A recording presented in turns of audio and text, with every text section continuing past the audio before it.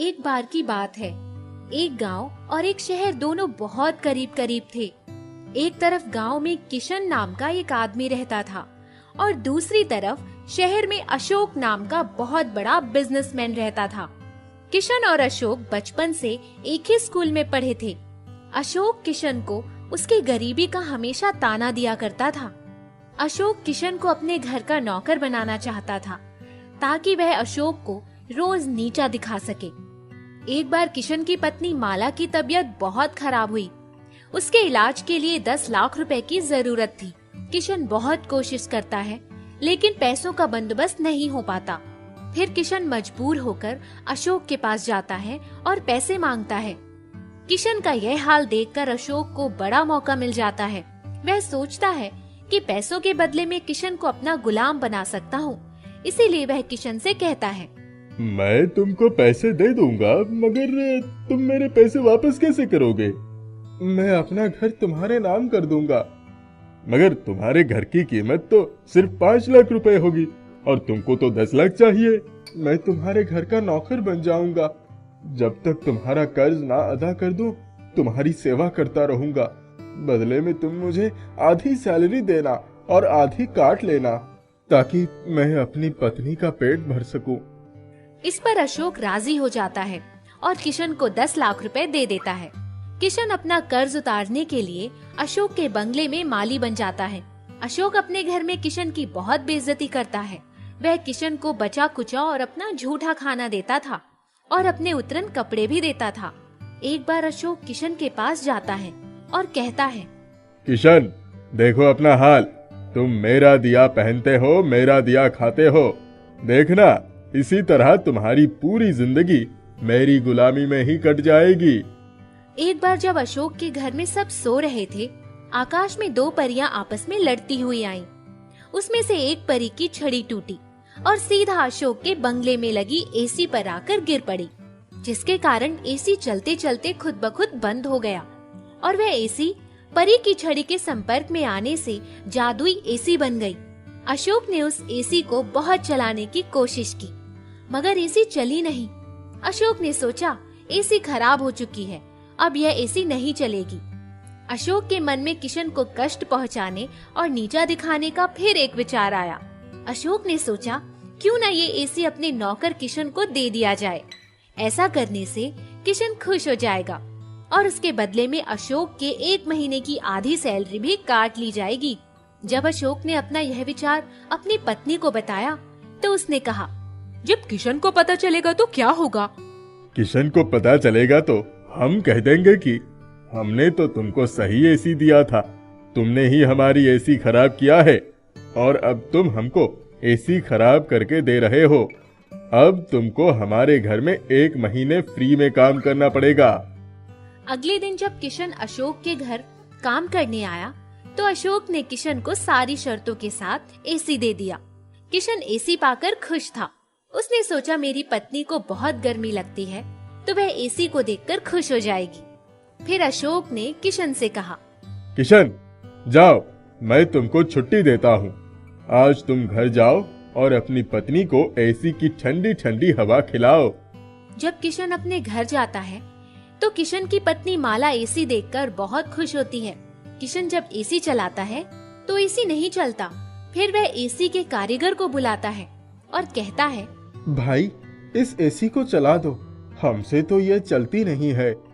कारीगर AC check करने के बाद कहता है, ये एसी चल ही नहीं सकती, ये तो खराब है। यह सुनकर किशन अपनी पत्नी की नजर में शर्मिंदा हो जाता है। दूसरे दिन जब किशन अशोक के घर काम पर जाता है तो अशोक उससे पूछता है, क्या हुआ किशन, एसी की ठंडी ठंडी हवा खा लिया? तुमको शर्म नहीं आती? तुमने मुझे खराब एसी दे दी। क्या बकवास करते हो? मैंने सही एसी दी थी। मुझे नहीं चाहिए तुम्हारी एसी। कल मैं तुम्हारी एसी वापस ले आऊंगा। तुमने हमारी एसी खराब कर दी है। अब हमें वो एसी नहीं चाहिए। तुमको शर्म नहीं आती? गरीबों के साथ अन्याय करते हुए तुम बेईमान हो। तुमको तो ईश्वर नरक में डालेगा। यह सुनकर अशोक को गुस्सा आता है और वह किशन के मुंह पर चाटा मारता है। अशोक दूसरा चाटा मारने के लिए फिर हाथ उठाता है, मगर इस बार किशन अपने मालिक अशोक का हाथ पकड़ लेता है। तुम्हारी इतनी हिम्मत कैसे हुई कि तुमने मेरा हाथ पकड़ा? तुम सारी जिंदगी मेरे टुकड़े पर पलते रहे और मेरा जूठन खाता रहे और उतरन पहनते रहे और तुम मेरे नौकर हो। तुम्हारी औकात कैसे हुई मेरा हाथ पकड़ने की? तुमने मुझ पर हाथ उठाकर कुछ अच्छा नहीं किया। अब मैं तुम्हारे घर का और काम नहीं करूंगा। मैं तुम्हारा काम छोड़कर जा रहा हूं और तुम्हारा सारा पैसा मैं कहीं और काम करके चुका दूंगा। मैं तुमको जेल भिजवा दूंगा। लेकिन मैंने ऐसा क्या किया है जो तुम मुझे जेल भिजवा दोगे? तुम मेरी इसी शर्त पर लेकर गए थे कि तुम मेरे घर 1 महीने फ्री में काम करोगे और अपनी आधी सैलरी भी नहीं लोगे। तुमने मुझे खराब एसी दी है जिसकी कोई कीमत नहीं है। मैंने सही एसी दी थी, तुमने ही खराब कर दी होगी। इस तरह किशन अशोक के घर काम करने को मजबूर हो जाता है। उधर किशन के घर उसकी पत्नी एसी को निहारती रहती है। तभी एसी से आवाज आती है, माला, ओ माला। माला इधर उधर देखने लगती है पर कोई नजर नहीं आता। फिर आवाज आती है, माला, मैं जादुई एसी हूँ। तुम जादुई एसी हो? हाँ। तुम मेरे लिए क्या कर सकती हो? जो तुम चाहो। मेरे पति को अशोक ने धोखा दिया और जब तक उसका कर्ज नहीं उतर जाता तब तक वो मेरे पति को कैद करे रहेगा। जादुई एसी, तुम मुझे ढेर सारे पैसे दे दो ताकि मैं अपने पति का कर्ज उतार सकूं और अपना घर छुड़वा सकूं। तुम मुझे ऑन करो, तुमको पैसे मिल जाएंगे। माला जैसे ही एसी ऑन करती है वैसे ही एसी में ढेर सारे पैसे निकलने लगते हैं। देखते ही देखते बहुत सारे पैसे निकल जाते हैं। उन पैसों को लेकर माला अशोक के घर जाती है और कहती है, जो कर्ज तुमसे मेरे पति ने लिया था वो सारे पैसे मैं तुमको लौटाने आई हूँ। मेरा घर भी छोड़ो और मेरे पति को भी छोड़ो। अशोक यह सब देखकर हैरान हो जाता है और पैसे लेकर किशन का घर और किशन को छोड़ देता है। माला, ये सब कैसे हुआ? अब घर चलिए, सब बताती हूँ। माला अपने पति को सब बताती है।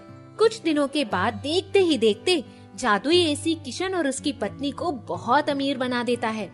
एक बार किशन अपनी पत्नी से कहता है, आज हमें एक शादी में जाना है, तुम तैयार रहना। माला एसी के पास जाती है और कहती है, एसी, मुझे अच्छे कपड़े और जेवर दे दो, मेरे पति के कपड़े दो। मुझे अपने पति के साथ शादी में जाना है। मुझे ऑन करो और जो चाहो ले लो। माला एसी से बहुत महंगे और अच्छे कपड़े मांगती है और अपने पति के साथ शादी में पहुंचती है। वहाँ अशोक और उसकी पत्नी भी होते हैं। किशन और उसकी पत्नी को देखकर वहाँ सब हैरान रह जाते हैं। अशोक किशन से नजरें चुराता रहता है।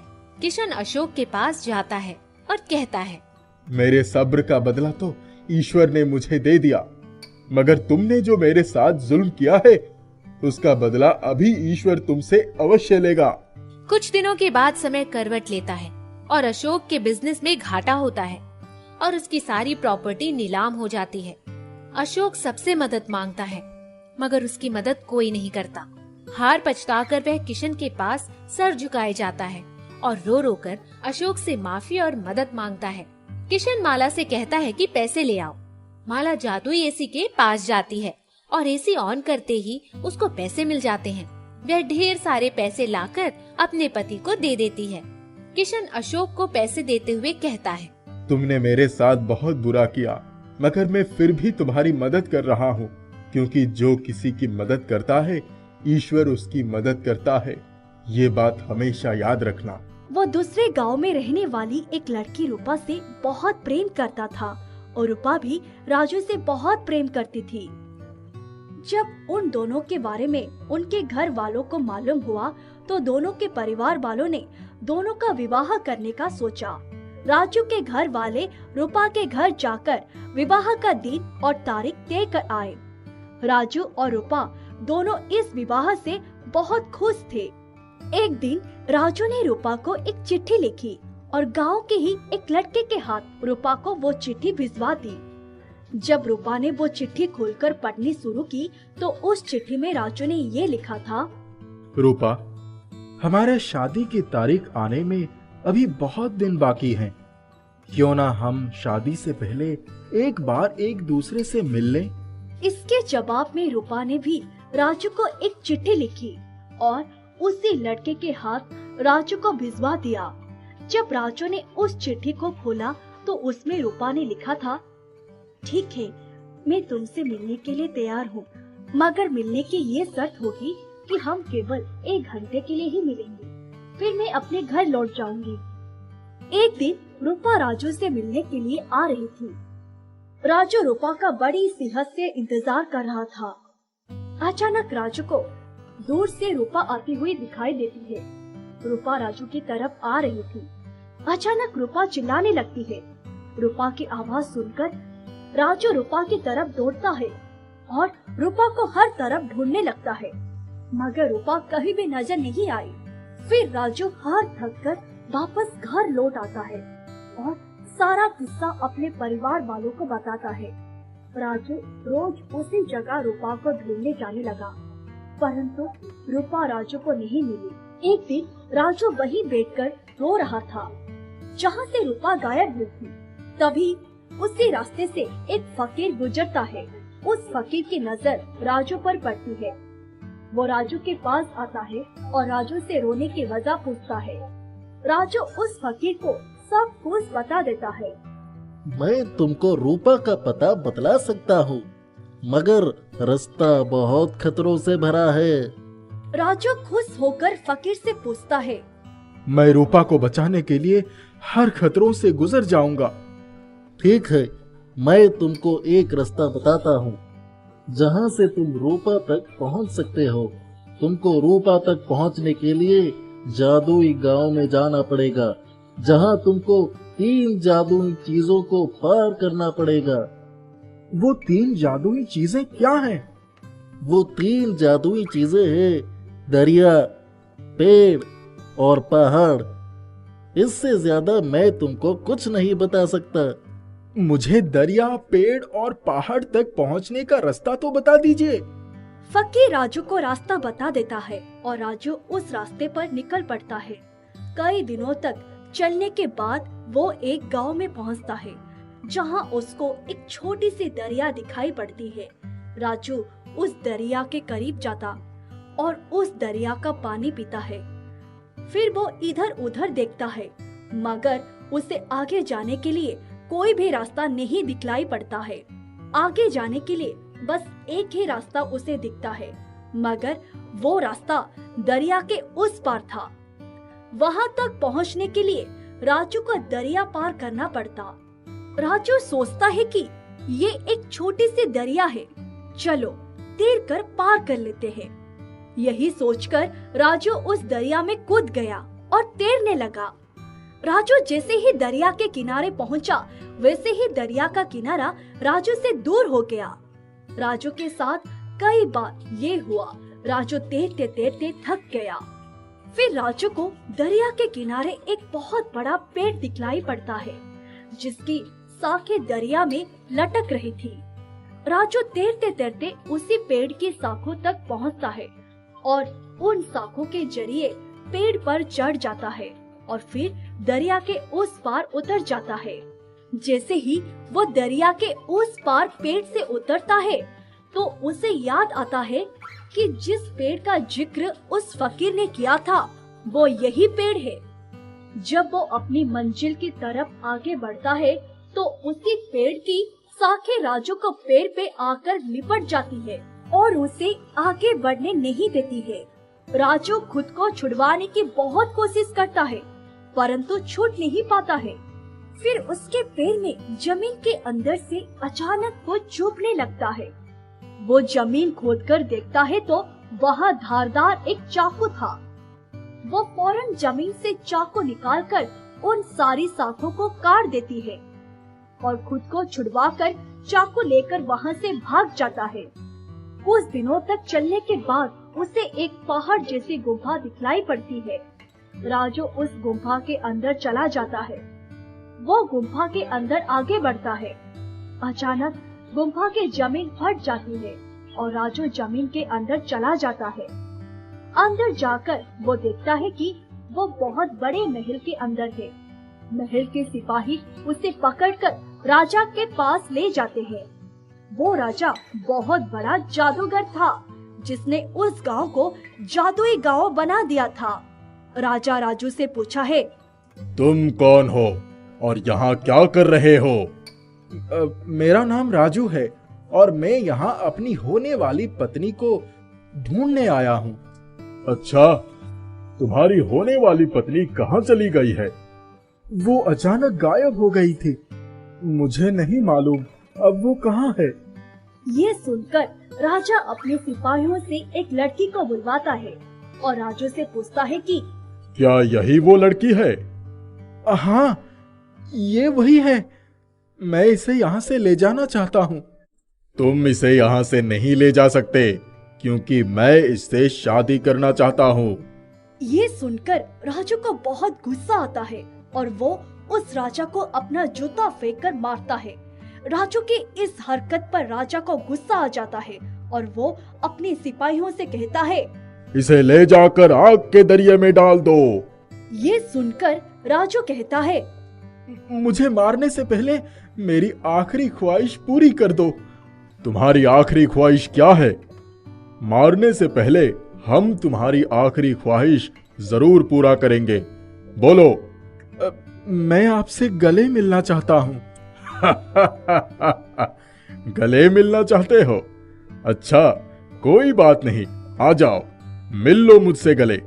राजू राजा से जैसे ही गले मिलता है वैसे ही वो पीछे से अपना चाकू निकलता है और राजा का गला काट देता है।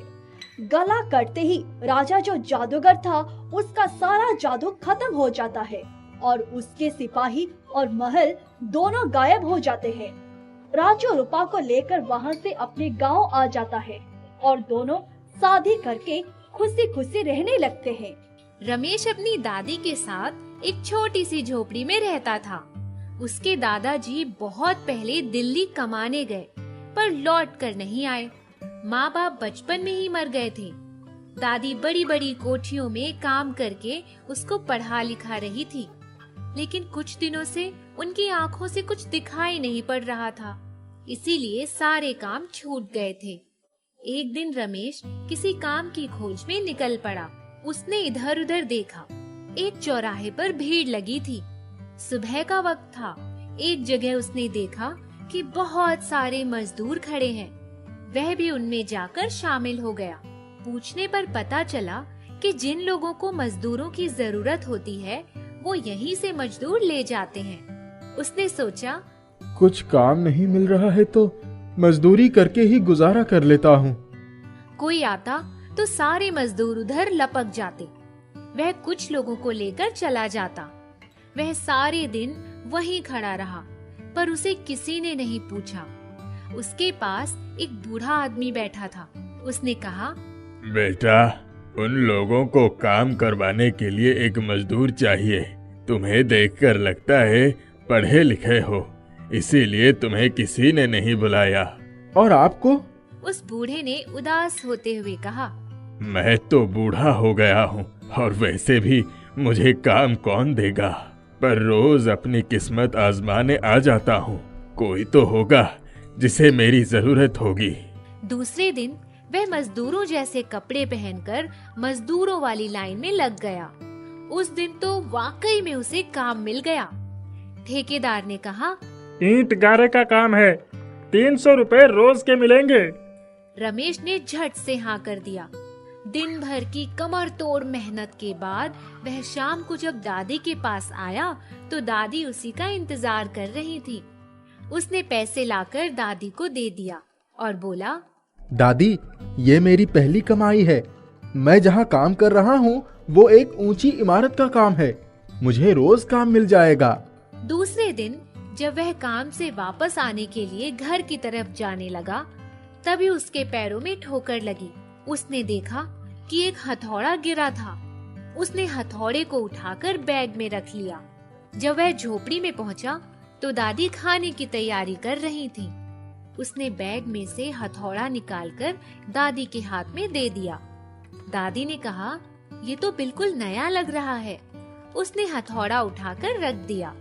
अभी वो लोग बैठे ही थे कि अचानक उन्हें चूल्हे के पास कुछ खटर पटर की आवाज सुनाई पड़ी।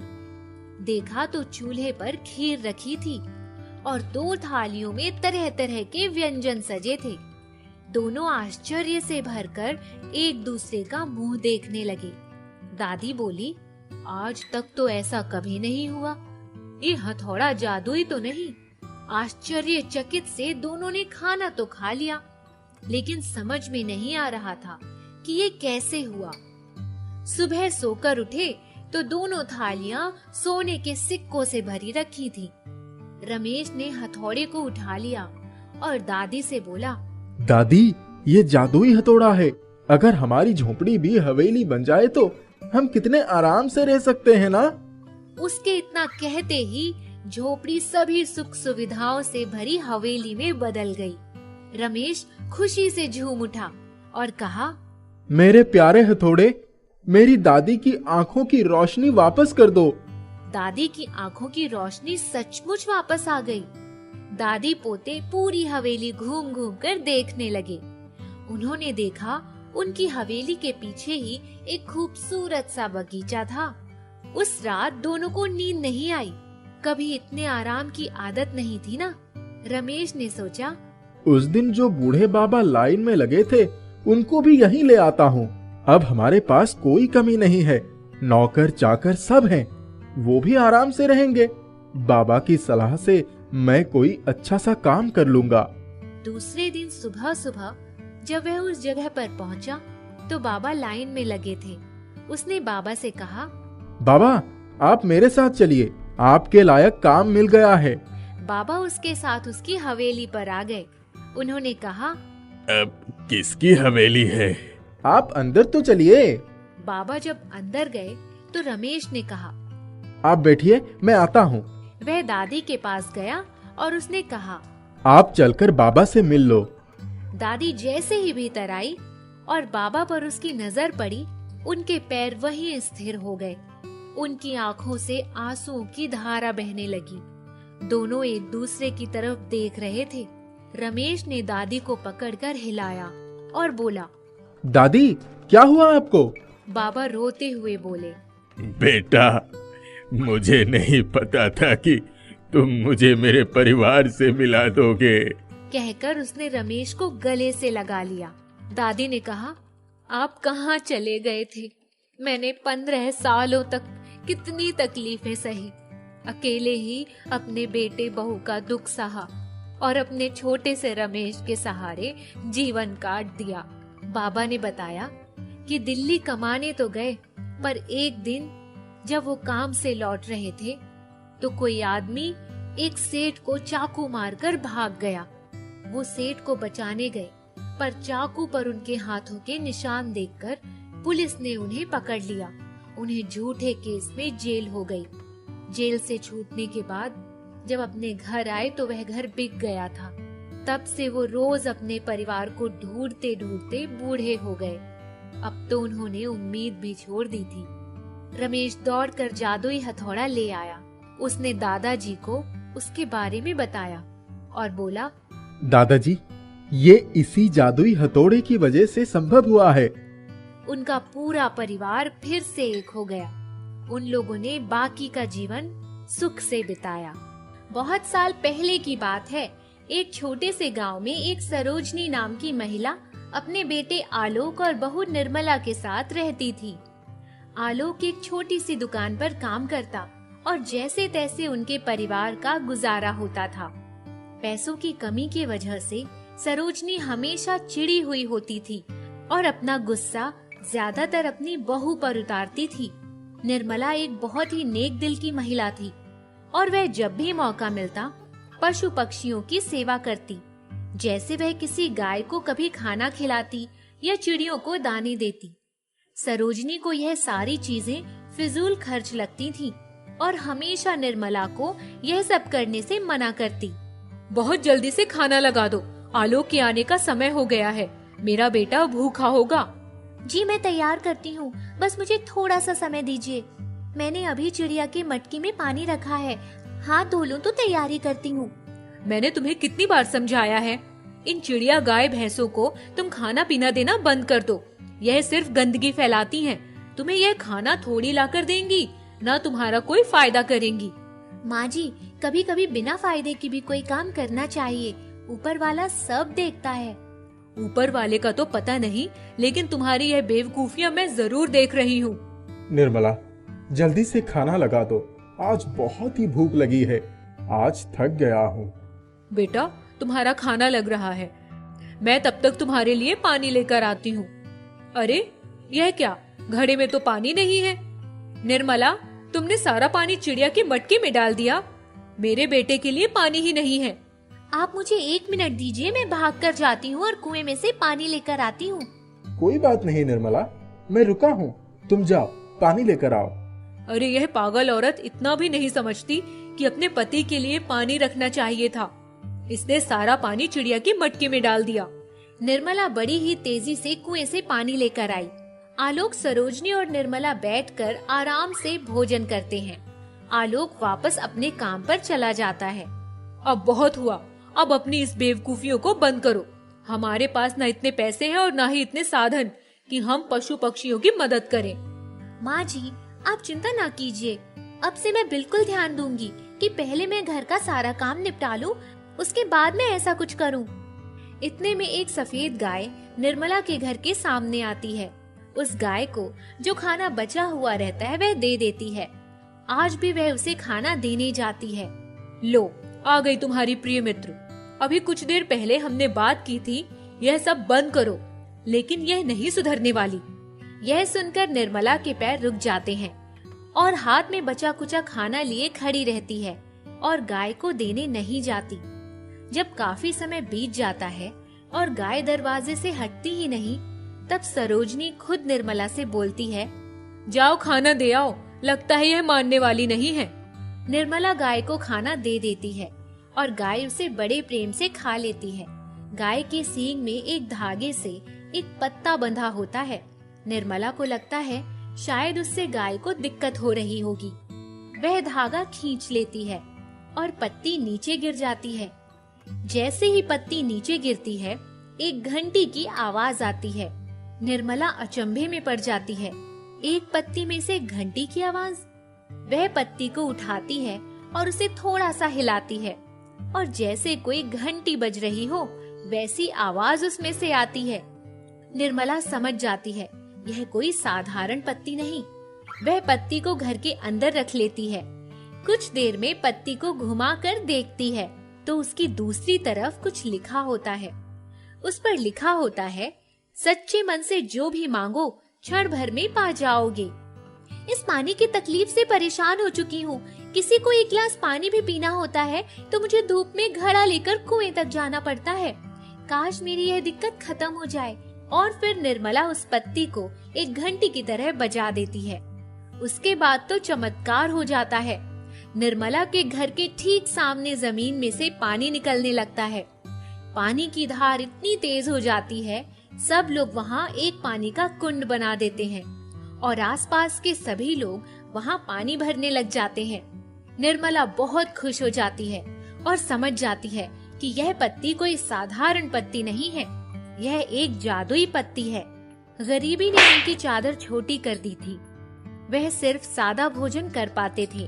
कभी दाल चावल होता तो कभी रोटी सब्जी, कभी पूरा खाना नहीं कर पाते थे। निर्मला सोचने लगती है और कहती है कि भोजन की समस्या दूर हो जाए तो सोने पे सुहागा हो जाएगा। यह कहकर फिर से निर्मला पत्ती को हिला देती है और घंटी की आवाज आती है। निर्मला उसके बाद जैसे ही अपने कमरे में चलती है, वह देखती है कि वहाँ 5 अलग अलग बोरियां रखी हैं। हर बोरी के अंदर अलग अलग प्रकार के अनाज हैं। निर्मला अति प्रसन्न हो जाती है। खाना बनाने की सारी सामग्री प्रकट हो जाती है। आज रात आलोक और माँ जी दोनों को मैं बहुत अच्छा भोजन कराऊंगी। अब तो गाय माता की कृपा से सामान की कोई कमी नहीं है मेरे पास। निर्मला शाम को उसी अनाज के भंडार से अलग अलग प्रकार के व्यंजन बनाती है, लेकिन वह यह भी ध्यान देती है कि अगर वह 1 कटोरा चावल निकालती तो बोरे में 1 कटोरा चावल फिर से आ जाता। वह समझ जाती कि चाहे वह जितना चावल आटा निकाले, भंडार कभी कम नहीं होगा। निर्मला, आज खास दावत किसके लिए है? मैंने तो इतने सारे व्यंजन एक साथ कभी देखे ही नहीं। आज तक मुझे पता ही नहीं था कि तुम्हें इतनी सारी चीजें बनानी आती है। इतने सारे व्यंजन देखकर मुंह में पानी आ रहा है। अब चलो, बात करके समय जाया नहीं करते, शुरू करते हैं। माँ जी, इसका श्रेय मुझे नहीं जाता, यह तो गाय माता की देन है। आप कहती थी ना कि कभी कुछ फायदा नहीं होगा। आप देखिए कितना फायदा हुआ। पानी की दिक्कत चली गई और अब तो खाने की भी दिक्कत नहीं रही। बेटा, तुमने तो मेरी आंखें खोल दी। अब मैं तुम्हें कभी मना नहीं करूंगी। तुम्हारा जितना मन हो तुम पशु पक्षियों की मदद करो, इन्हें खिलाओ पिलाओ, प्यार करो। अब मैं समझ चुकी हूँ कि इससे बड़ा पुण्य कोई भी नहीं है। इतने में गाय माता फिर से आकर निर्मला के दरवाजे पर खड़ी हो जाती है। लेकिन इस बार कुछ ऐसा होता है जिसकी कल्पना किसी ने नहीं की होती है। निर्मला से पहले सरोजनी माँ गाय के लिए खाना लेकर जाती है और जाकर अपने हाथों से गाय को खाना खिलाती है। यह देखकर आलोक और निर्मला दोनों प्रसन्न हो जाते हैं। अब निर्मला जादुई पत्ती का रहस्य आलोक और सरोजनी दोनों को बता देती है। निर्मला, अब तो तुम अपना भला कर चुकी हो, कुछ भला हम लोगों का भी कर दो। निर्मला पत्ते को हाथ में लेकर अपने मन में कहती है कि माँ जी की जितनी भी गहनों की ख्वाहिश है पूरी की जाए। अचानक अलमारी में इतने गहने आ जाते हैं कि गहने बाहर गिरने लगते हैं। सब समझ जाते हैं कि माँ जी की गहनों की ख्वाहिश कितनी बड़ी थी। सरोजनी अब खुशी से फूले नहीं समा रही थी। माँ, इसमें से कुछ गहने आप मुझे भी दे दो ताकि मैं अपने खुद की एक दुकान शुरू कर सकूं। मुझे किसी के नीचे काम ना करना पड़े। अगर तुम्हें पैसे की जरूरत है तो अपनी बीवी से बोल दो।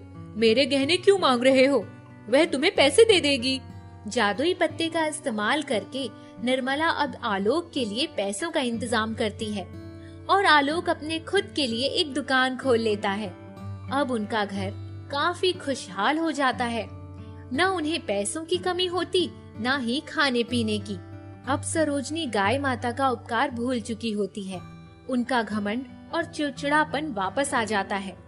सरोजनी एक दिन सोचती है कि अब तो किसी प्रकार के पैसों की कमी नहीं है, तो भी सब लोग उससे ठीक से क्यों व्यवहार नहीं करते। सबको अभी भी पहले जैसे वह अच्छी नहीं लगती, वैसी ही लगती है। सरोजनी निर्मला से पत्ती ले लेती है और अपने मन में सोचती है कि सब लोग मुझे पसंद करने लग जाएं। कुछ ऐसा हो जाए और पत्ते को हिलाकर घंटी बजाती है। लेकिन उसके बाद सरोजनी की आवाज जैसे गायब हो जाती है। वह मुंह खोलती लेकिन कुछ आवाज नहीं निकलती। वह समझ नहीं पाती कि उसके साथ क्या हो गया। वह रोते रोते अपने बहू निर्मला के पास भागती है, लेकिन उसे कुछ नहीं बता पाती क्योंकि उसकी आवाज नहीं है। निर्मला सरोजनी की दुविधा समझती है और पत्ती हाथ में लेकर यह मांगती है कि उसकी माँ की आवाज वापस आ जाए। आवाज वापस आ जाती है। बहुत बहुत धन्यवाद बहू, मुझे तो लगा था कि मैं जिंदगी भर अब गूंगी रहूंगी। पर माँ जी, आपने पत्ती से क्या मांगा? मैंने बस इतना मांगा कि सब लोग मुझे पसंद करने लग जाएं। पता नहीं क्यों उस पत्ते ने मुझे गूंगा कर दिया। माँ जी, इससे यह पता चलता है कि सब लोग आपको इसीलिए पसंद नहीं करते क्योंकि आपकी जुबान